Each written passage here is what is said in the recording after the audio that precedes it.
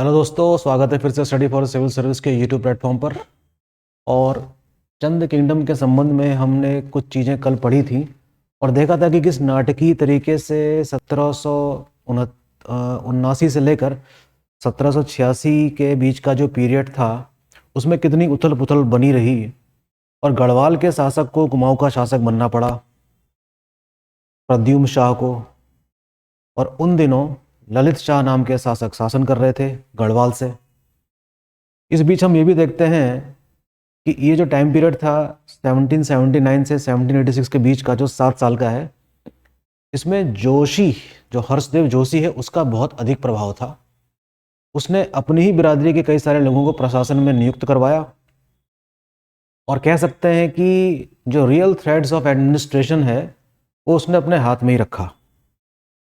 फिलहाल 1786 में हम देखते हैं कि चीज़ें बदलती हैं और प्रद्युम्न शाह ने की ताजपोशी होती है श्रीनगर में और अब वो वापस आने का इच्छुक नहीं है कुमाऊं। तो इस बीच हम ये देखते हैं कि जब प्रद्युम्न शाह वापस चला जाता है कहाँ, श्रीनगर, तो प्रद्युम्न शाह के प्रतिनिधि के रूप में हर्षदेव जोशी शासन करना शुरू कर देता है। लेकिन आपको याद होगा मोहनचंद, याद है ना मोहनचंद आपको?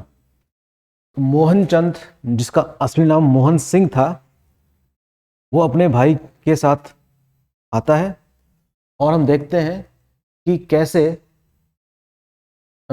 हर्षदेव जोशी को पराजित करता है। फिलहाल वो बातें यहाँ पे लिखी हैं मैंने जो अभी मैंने आपसे डिस्कस करी।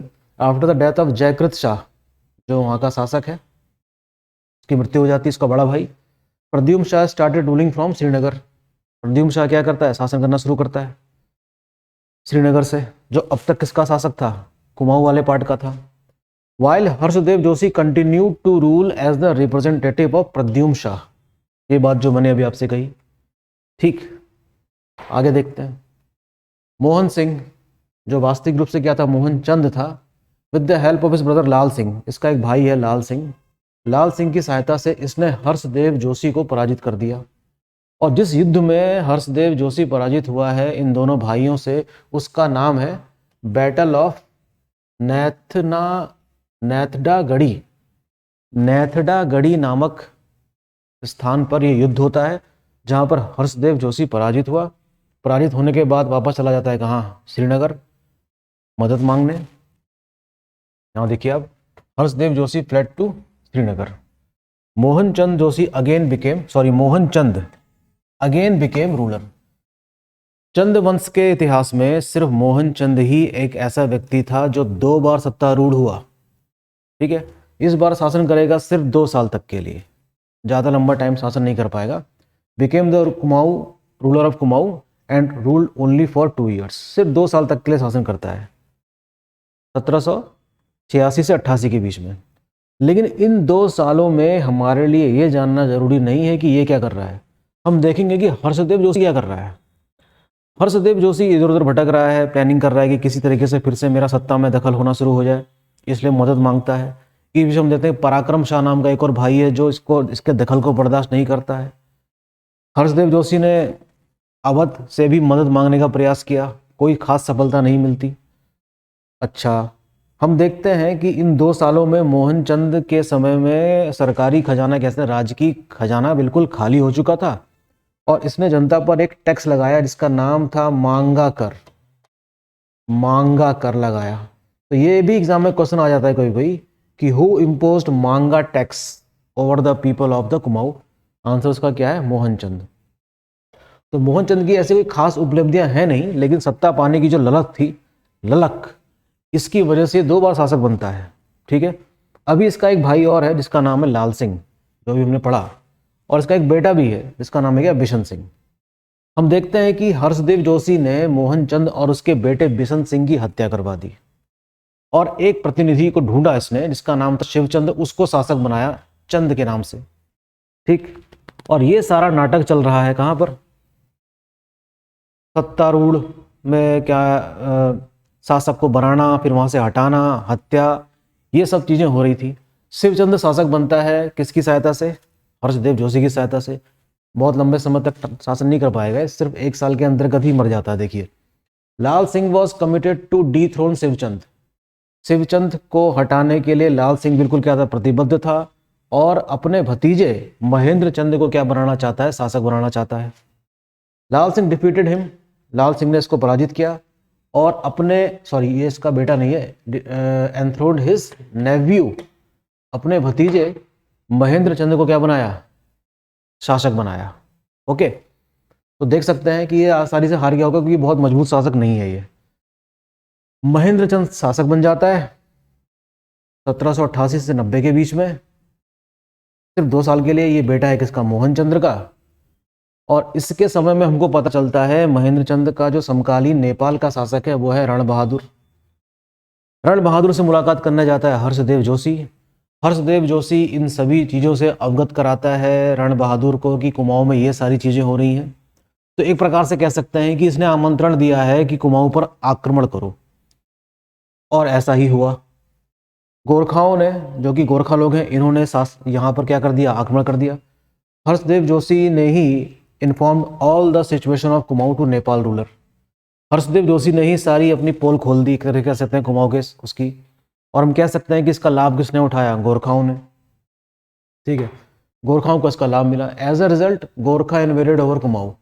इसका परिणाम ये हुआ कि गोरखाओं ने कुमाऊं पर आक्रमण कर दिया। बैटल टुक प्लेस इन हवाला बाग, जो कि अल्मोड़ा के पास है। इस युद्ध में महेंद्र चंद को शुरुआती सफलता तो मिलती है, लेकिन अंततः वो पराजित होता है।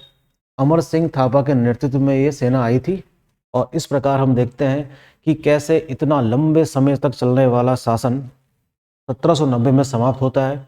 चंद वंश समाप्त हो गया, और उत्तराखंड के कुमाऊं वाले पार्ट में हम देखते हैं कि गोरखाओं का शासन शुरू हो जाता है, जो चलेगा आपका 1790 से 1815 तक, 25 साल का शासन रहेगा।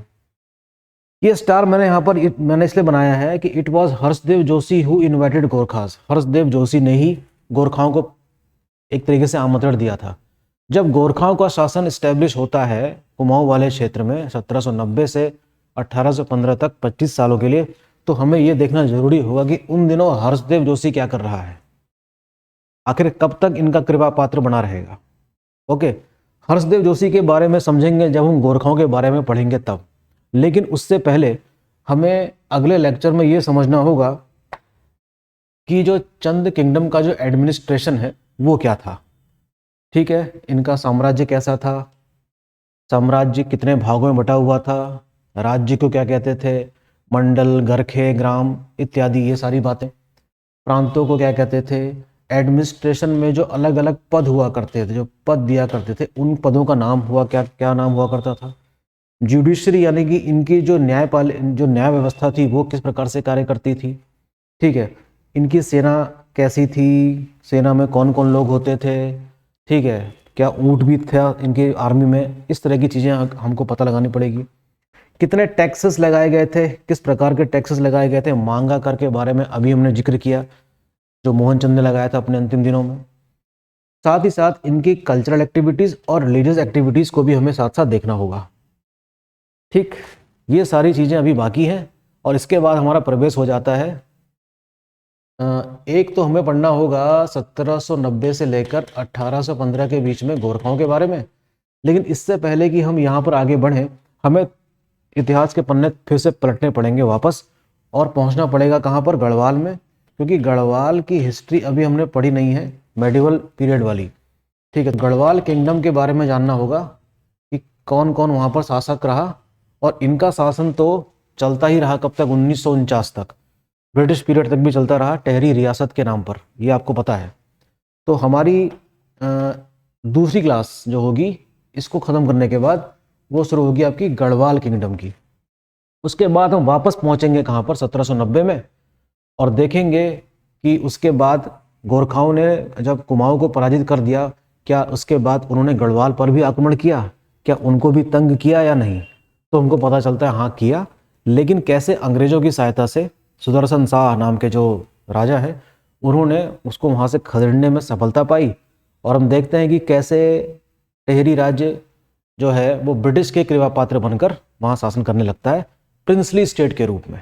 ठीक, लेकिन हमें ये पहले जानना होगा, जैसे जैसे हम आगे बढ़ेंगे तब हमको चीज़ें और भी क्लियर होती रहेंगी। ठीक, तो तब तक बने रहिए स्टडी फॉर सिविल सर्विस के साथ और पढ़ाई करते रहिए। Thank you.